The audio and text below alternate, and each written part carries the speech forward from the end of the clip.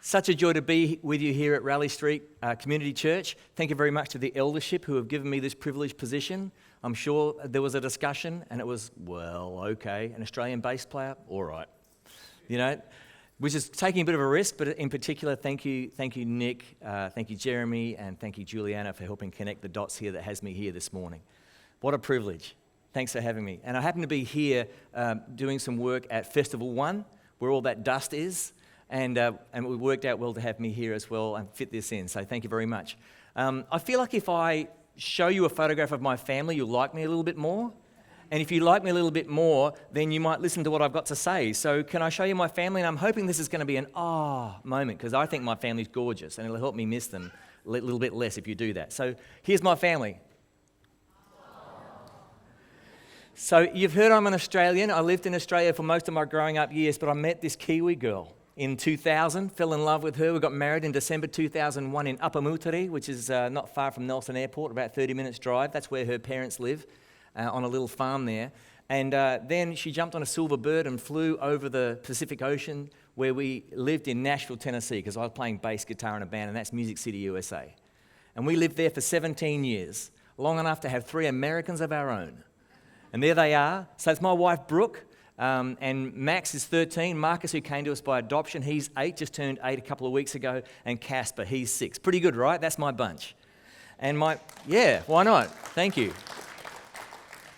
And we lived in the United States for 17 years, as I've said. So we just got here late 2018. I feel like I'm pretty new. And I've been on this massive learning curve about New Zealand culture. And it's been a wild ride, but I'm really enjoying it. But the main thing that convinced me that we should relocate our family from Nashville, Tennessee to New Zealand was not that President Trump had just come to power. That perhaps helped, but no, let's not go there. But my wife managed to convince me that the world would be a better place if we raised 3 more Kiwi young men rather than 3 more Americans. And so here we are. And we were visiting Bilbo at Bag End about 12 months ago. That's where that photograph came from. But I'm in part able to be here because of an amazing organisation called World Vision. Who's heard of World Vision? And there's another organisation called Tear Fund, and I understand that Raleigh Street are very supportive of Tear Fund. I was actually hanging out at Nick's house, and I saw a Tear Fund child. Just brought warmth to my heart, because Tear Fund is another organisation that do similar sort of work, not exactly the same, but similar. And so World Vision is very similar to Tear Fund in that they connect people like you and I who live in, let's be honest, luckier countries, more fortunate countries, wealthier countries, with children who are living in countries where there's extreme poverty. And we're given an opportunity to support them financially, support the organisations that make sure they are given a life of hope. And so World Vision does that as well. Similar work to Tear Fund, not exactly the same. If you're interested in the differences, I'd be happy to speak to you about that after the service. But I wanted to show you a little 2-minute video that explains just very basically what World Vision do. Now, just understand this. I'm not on staff with World Vision. I just love what they do so much. And it seems to me that we, in the Christian church, often attend gatherings like this on a Sunday morning, and we might hear a message that God really wants to use to change our hearts in some way, but there's nothing asked of us. And so it's so easy to get to the end of our service, check that box for the week, went to church, check, right? Did my worship thing, check. And then it's like, what's for lunch? What do I do with my afternoon? I want to, at the end of our service today, create a holy moment where hopefully all of us are open to what God might want to do in our lives. And so there's a wonderful fit for me with World Vision, where we can gaze into the face of a child like this little girl here. Her name is Moriam, and she's from Bangladesh.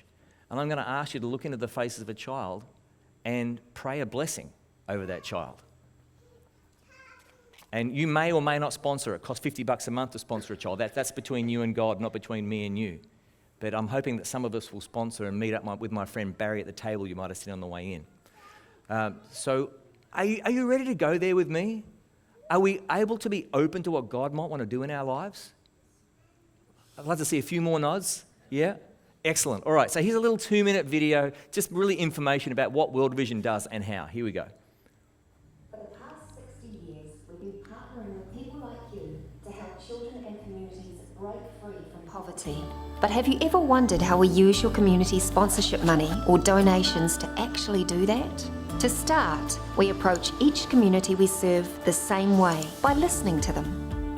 From the very beginning, we sit down with the community's children, families and leaders and listen to what their unique challenges and needs are. Do they need clean water, better schools, a dependable supply of wood, basic health care, local jobs? What opportunities do they see? Next, we work with them to develop a 5-year action plan that will address the root causes of their challenges. Once the plan is drafted, we help them put it into action. We work with the existing leaders and empower new ones, bringing the community together to help them address the needs they've identified. And if something in the action plan isn't quite working as well as it should, we go back and change it so it does. But it doesn't stop there. We don't just help a community get the things they need like healthcare, education, clean water, nutritious food, and economic opportunity. We also train them so they know how to best care for and grow these new resources so that they will continue to have them for years to come. When the community has grown healthier, safer, and more self-sustaining, then we transition out and move on to the next community in need. By now, the community is a better place for children to live and grow, and they are more equipped to handle emergencies and can even turn around and help their neighbours. From beginning to end, this transformation is made possible because of people like you who are passionate about helping children and communities break free from poverty.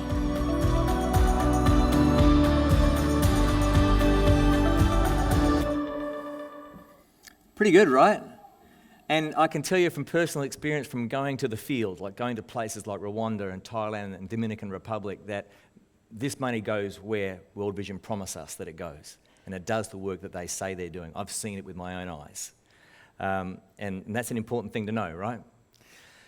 And I've been advocating on behalf of children who are living in countries of extreme poverty and situations of extreme poverty for over 20 years. And I can't think of a better thing to do, actually. I'd rather do that than even help a band play better and sing better. When I first started 20 years ago, the organisations told me that you can say this if you want to, and I never wanted to be like that guilt-tripping speaker, that advocate who was like, come on everybody, try harder. Do you know how bad it is? Do you know how many children die? Like, I didn't want to go there. But can I just tell you a couple of little things that are breaking my heart right now? When I first started speaking about this 20 years ago, I was told, if you want to in your presentations, you can say that 40,000 children die from hunger and hunger-related diseases that are totally and easily preventable every day. And that's something that I chose not to say very often because it can feel like I'm trying to, manipulate you. But I want to tell you this, over the years, I'm pleased to be able to tell you that the people who helped me as a speaker would come to me and say, now you've got to say 35, now you've got to say 27, now you've got to say 20. And just 2 years ago, the last number I heard, and I did my own research, independent from the organisations who were telling me this, now it's down to 17. I'm going, we're getting there. This thing of extreme poverty, all these needless deaths every day, they're going to change in my lifetime. Hallelujah. And I get excited about that. Are you excited about that? Things are getting better. Things are getting better. COVID-19. These kids need our help more than 2 years ago. I've now just recently been told you've got to say 25,000 now. This is the first time it's gone up in my memory. In my lifetime, this is the first time that number's gone up. And 25 is still better than 40, but it's still 25K too many, isn't it? Anyway, I don't want to, I'm here to speak about something else. I'm not here to say, come on everybody, try harder. Do more. No, I want to try and tell you the story of how my eyes and the way I live my life have been transformed by God. And now when I encounter someone who's in need, whether they be in Malawi or whether they be in Upper Mutri, I'm beginning to see with different eyes. I'm beginning to live differently. And I hope we can all do that. So, yeah. Is there any way of getting that up there? Well, there it is. Beautiful. Great. So there, anyway, World Vision. I think about words a lot.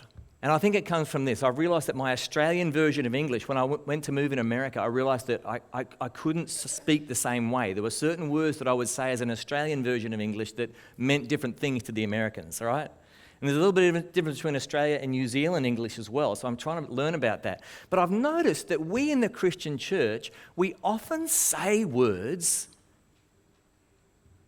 in a way that suggests we don't know what they really mean. I'll give you an example of what I mean.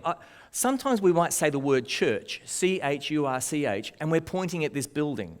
Or we might say that church starts at 10 a.m. on a Sunday morning. Are you with me?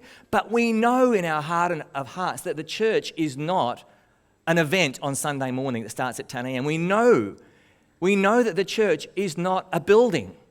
Yet we'll still say it. Even though we've heard things like our mouths speak what our heart is full of and our lives are steered by our tongues like a ship is steered by a rudder, we still say it because we actually know deep in our hearts that the church is the body of believers, is the body of Christ, is those people. It's people. We are the church. We don't go to church. We know that, right? Yet we still say it. But maybe there's more to this idea of church than we currently realise. Maybe we need God to transform that about us. We might even say the word worship, and I've heard it this morning. Let's have a time of worship. We say the word worship to mean a certain... Whoops, I didn't mean to do that because I didn't know it was there. But anyway, sorry about that. We say the word worship in a way that suggests we think it's just when the band is playing. It's just this singing of songs thing that we do together. But we never see the word worship used like that in the Bible. You know, I read... Offer yourselves as a living sacrifice, holy and acceptable to God, and let that be your spiritual, reasonable, intelligent act of worship. That's Romans 12:1. Yet we say worship band, worship song, worship leader, worship time, worship service, worship experience, worship Spotify playlist. And in Nashville, Tennessee, worship is an industry term. It's a term that we use to differentiate a certain genre of music from other music that's not worship. And I want to offer you an apology. As a professional musician playing in bands like Sonic Flood, excuse the rabbit ear fingers, known as a worship band, singing worship songs. In fact, one of the forefathers of the modern worship revival in about 1999 and 2000, we were told. I'm sorry.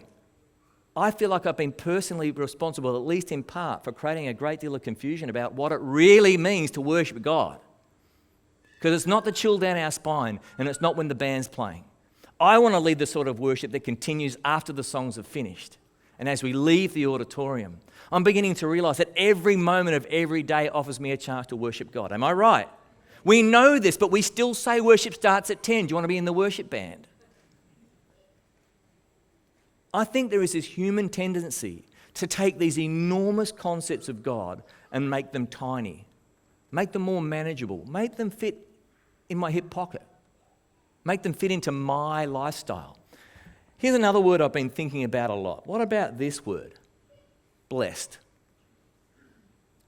We hear that word used a lot, don't we? Blessed. What's the context usually? Well, it seems to me that people say that they are blessed when things are going well for them. I hear things like, we're so blessed in New Zealand because COVID-19 hasn't really touched us that much. And we even hear people saying things like, I got a pay rise, I'm so blessed. My children are well behaved, blessed. In fact, it's become a hashtag. Have you noticed that? Anyone who's on social media, where are the people who are on social media? All right, if you're not on social media, this might not make sense, but a way you make people notice something you're posting on social media is to do a hashtag, blessed, that little symbol. And so people say things like, I got an award, hashtag blessed.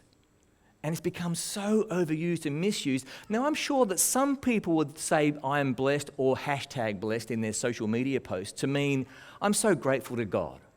That's what I hope people mean. I'm grateful that God has allowed me to have this good thing go my way, this pay rise, this brand new sports car, this hot wife. You know, I don't know, like... But I actually think most people are doing it because they simply want to gloat and seem humble. They simply want to have a reason to point to some good fortune that they've experienced, right? In fact, it's almost become like a cheesy, overused thing.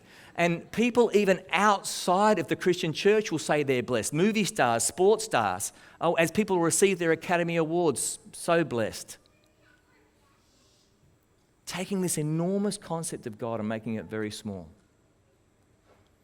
In fact, it's got so out of hand, so overused and so misused that a lot of people count it as sort of a sport to find people misusing the word blessed or the hashtag and finding, are there any fans of the Princess Bride movie here? Any? A few of us? All right, this is for you. This is for you.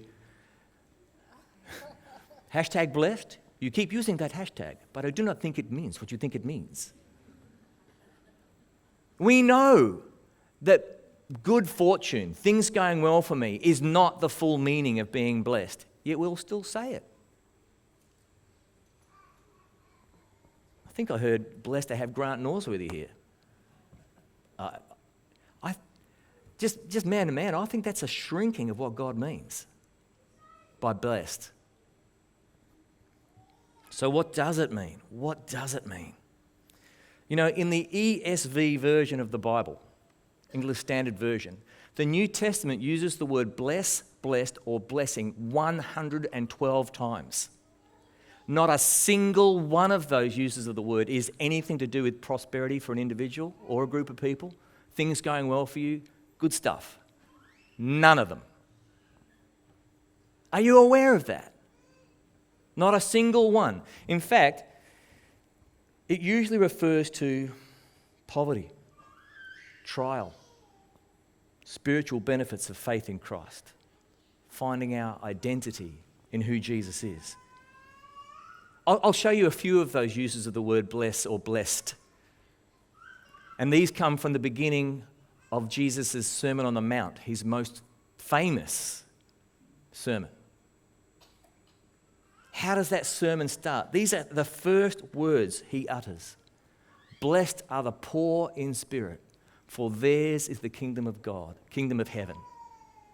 He continues, blessed are those who mourn, for they shall be comforted. Blessed are the meek, for they shall inherit the earth. Blessed are those who hunger and thirst for righteousness, for they shall be satisfied. Blessed are the merciful, for they shall receive mercy. Blessed are the pure in heart, for they shall see God. Blessed are the peacemakers, for they shall be called sons and daughters, I could say, of God. It's all of us. It's not just the men. Blessed are those who are persecuted for righteousness' sake, for theirs is the kingdom of heaven. This doesn't sound very much like hashtag blessed, does it? Blessed are you when others revile you and persecute you and utter all kinds of evil against you falsely on my account. Now, each of those verses is a sermon or a chapter of the cost of discipleship. Tough stuff, right? You see, I'm going to suggest this, that our culture, even our Christian culture, would tell us that being blessed, we should be thinking kind of like a bucket. God bestows good things upon us, and we're a container to receive it. And we can say, oh, isn't God good? He's given me good things. Enough money, a nice house, a stud farm. Whatever it is, I want to show people that I'm thankful to God for letting me contain all this good stuff from Him. But people, can I say this really clearly? This is the wrong image for blessing. This is not what the Bible teaches. This is not what Jesus says being blessed is all about. We ought not to be a bucket to contain blessing. In fact, if you think, and even your words can tell you what your heart really thinks, even if your intellect misses it. If you think that we are here on this earth to contain God's blessing, and that's the good things in our life, we have made something enormous and beautiful and powerful of God shriveled and tiny and impotent. We ought not to be a bucket.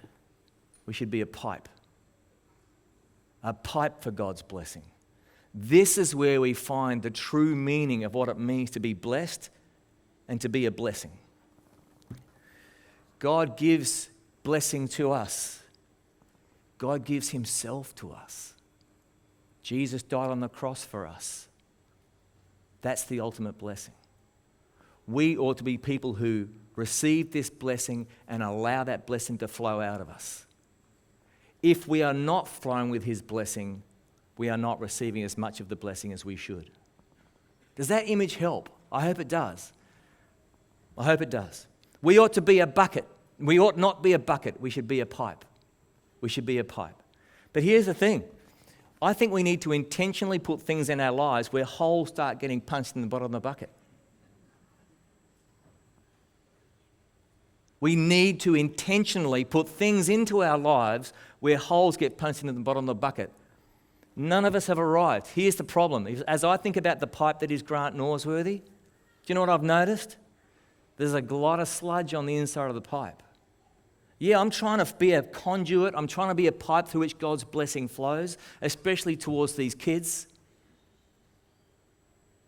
But I'm realizing as I let more of God's blessing, who God is, flow out of me, there's a sludge on the inside. You know what I found? The more I let that sludge, the more I let who God is bless others, some of the sludge gets removed. And the pipe gets a little wider and a little bit more. A little bit more of my life becomes a blessing. And in fact, this is what I think we're all on this earth to be. A pipe who recognizes I'm still a pretty selfish person. I still want to just receive from God and not be a conduit, not be a pipe. I want to contain God's blessing and just sit in a church pew and that's enough now. Everything in our humanity resists this process, but we must not resist this process. I don't know how big the pipe is, but I'm finding that the more I allow who God is to flow through me, the more I'm a blessing to others, the wider the pipe gets. That's what we're here for, to be a pipe, not a bucket. While we were in lockdown earlier last year, I think it was about early May, my family had to be all on our little property, and my kids asked me to have a look at a video they'd found on YouTube. It was called The Blessing UK, or the UK Blessing. Did anyone see this video on YouTube? The UK Blessing. And it was singing a song that I'd never heard before, a song called The Blessing, and it was like a compilation. Lots of individual people in lockdown in the UK sung the song The Blessing on their own and made a video of it and sent it to a central person, and that person compiled it into what's called a virtual choir video. And it was beautiful, it was powerful. And you know what I loved about it most? I got a sense that there are a bunch of people in the United Kingdom, people who are of the Christian faith, a diverse range of the Christian faith, who wanted to be a pipe, not a bucket, for God's blessing. Right? They wanted to sing these words, the Lord bless you and keep you, make his face shine upon you. In a time when no one could get into a church building and sing together, we found a way of singing together anyway. And what did we choose to sing? We chose, I want to be a pipe, not a bucket. And that deeply moved me. And then I found out that this UK Blessing wasn't the only one of these virtual choir videos. I was finding that from lockdown all around the world, it started in Pittsburgh, Pennsylvania, but Hawaii, Italy, South Africa, Nigeria, some Arab nations, Australia, all these different places around the world were making virtual choir videos. In fact, I realized that something massive is happening here. The Christian church is responding to the COVID-19 pandemic in this way. One of the best ways I think we could respond. We've decided to be a conduit. We've decided to be a pipe, not a bucket. And while things are really tough for people, we want you to know that God is for you and not against you. And I want New Zealand to be part of that movement. And it was actually the Nelson Bishop, Steve Miner, who tapped me on the shoulder and said, Grant, I think you're the guy to make the New Zealand one. And I said, no way. I couldn't do that. But the thought wouldn't leave me. The thought wouldn't go away. And so I got involved and I started herding Kiwi cats. And we produced The Blessing Aotearoa. Came out in August 20. It was a very, very difficult thing. I thought it would take me 3 weeks. It took 3 months. I nearly renamed the song midway through the project from The Blessing to The Burden. I wanted it to be excellent. I wanted it to be cheap.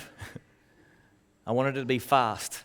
And one of those three things had to go. And I thought we'd missed the boat with the blessing thing, but on August 20, we were in our second lockdown. The timing was perfect, God's timing. And not only did Christian media in New Zealand get behind it, but so did mainstream media. And I think that we can see that many people got a sense from our video, 200 different people coming together, setting aside our differences in theological emphases, but deciding to sing God's words of blessing, to be a pipe and not a bucket. And I don't think it's any mistake that mainstream media, as well as many people outside the Christian church in Aotearoa and around the world, who are saying things like, there's something about your video that I'm really drawn to. People saying things like, I'm not part of your Christian church, but I really like this. And just in case you haven't seen it, who has seen it, by the way? Who knows someone in it? That's all of you probably. Julianne, yeah. By the way, it starts with a prayer in te reo. It starts with a karakia. A karanga, and then we move into some beautiful scenery of New Zealand. Then we have individual singers, and then it slowly grows in number as the dynamic build of the song happens. We have a verse. I wanted to show you that verse. Verse 3 is in te reo, and we're going to sing it tonight with Phil Joel, some of us, right? And then we slowly add more and more singers. We have Salvation Army brass bands. We have people from all different flavors and styles of the church. And it finishes with a prayer, again in te reo, karakia. And we're singing these words from Scripture: the Lord bless you and keep you, make his face shine upon you and give you peace. Well, the whole thing. Why don't we read this together? Yeah, let's read it. The Lord bless you and keep you, make his face to shine upon you and be gracious to you. The Lord turn his face toward you and give you peace. And yes, this is a promise from God that we can receive. But if we want to swim into the mystery of the full extent of what this blessing means, we must be a pipe, not a bucket. We must be a pipe, not a bucket. You're not supposed to get your sense of self-worth from how many views your video has. But this video on YouTube has got over 600,000 views. So I guess I do get a little bit of my sense of self-worth because I do watch from time to time. What are the numbers? But you know what thrills me the most is, and you're not supposed to be reading all these, by the way, but it's the number of comments from people, especially people who have nothing to do with the Christian religion, who say there's something here that's powerful, that's beautiful. It's helped me. It's dragged me out of depression. It's made me want to go back to church. It's made me want to get baptized. It's made me want to recommit my life to Christ. I'm hearing all these things in these comments. And one in particular I'll share with you, even though it's grammatically a bit awkward, but check this one out. See if I can read it for you. To be honest, this is the best ever version. You know why? Because everyone from Aotearoa is singing it wholeheartedly, and it makes a huge move and impact on us. I'm not really a believer, but now I want to know more about Jesus, and I know he wants to save me, for I'm surrendering to him right this minute. Thank you, New Zealand, for you have been a blessing to my life. More to the point, we've been a pipe. I think that's God. If there's something real is happening there, that's God, not me, not us singers. You're the only country in the globe that's making a huge difference. Don't know about that. Thanks from Toronto, Canada. God bless. Amazing, right? So what do we need to do? If we want to be more of a pipe rather than a bucket, then I think we've got to recognize that, and maybe this is the language that some of us would resonate with. Hey, look, I believe we're all justified. We're all, like, if you have nailed your flag to the mast as a follower of Jesus, it's done. It's finished. It's complete. Paradoxically, even though we're justified, we're not yet sanctified. There's work to be done. We cannot sit in the pew and just going, all right, God, I've got enough of you now. There's always, I don't care whether you've been following Jesus for 5 minutes or 55 years, there's still sludge. Are you with me? There's still sludge, and we need to get this sludge not by my strength, not by me trying harder, but we need to allow God to flow through us. And so I would suggest to you, we need to take opportunities to let God do that. There's a little girl named Karabo, 7 years old, living in Rwanda on the eastern side of Africa. I'm not sure the specific details of her life, but I'll tell you this much is true. Often Karabo would go to sleep at night desperately hungry. She hadn't had enough to eat. Sometimes she would drink water and that water made her sick. If she ever did get sick, there was no chance of getting proper medical attention. Karabo desperately wanted to go to school, get an education, but the chances of that seemed remote. The thought of finishing high school an impossibility. Karabo had a very, very limited sense that she mattered, that she could live a life of hope. A very shriveled sense of anybody outside of her, perhaps immediate family, cared for her. But things were about to change for Karabo. Somewhere on the other side of the world in Melbourne, Australia, I was in a church service just like this. Very, very similar. And someone on the platform, a little bit like me, asked me to look into the face of a child. And I did it. And I looked down at that photograph, and what I saw was a little girl named Karabo, 7 years old, in Rwanda. And I didn't know it back then, but a little chunk of the sludge got flushed out of the pipe. And I was asked to pray for her, which I did, and a little bit more of the sludge flushed out. And then I was given the option to fill out some very simple paperwork to take 2 minutes. And I did that, and a little bit more sludge came out. And then I started receiving letters from Karabo and writing back to her. And in 2009, I actually got to go to Rwanda to meet Karabo, now a strong, healthy, I'm going to say sassy, 16-year-old Rwandan young woman. And I realized that God had used this sponsorship to transform me more into a pipe. Now, Karabo's aged out of the program now, but I'm going to make sure my family always has photographs like this on our refrigerator. We've got 4 right now. This is Moriam from Bangladesh. This is a completely unique document. And so, as the band comes forward, I want to bring our service to a close, and we are going to sing the blessing over these kids.